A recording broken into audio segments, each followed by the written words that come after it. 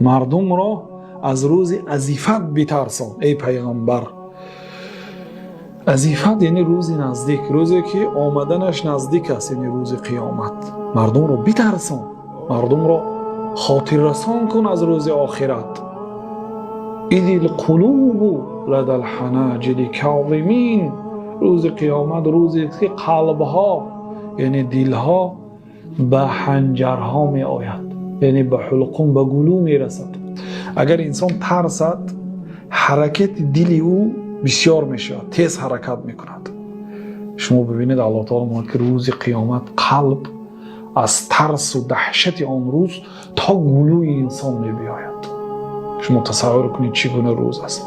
الله تعالی میگه که پیغمبر مردم رو بترسان با روز قیامت تا اینکه وقتهای خود را ضایع نکنند و در طاعت و عبادت الله و رسول صرف کنند.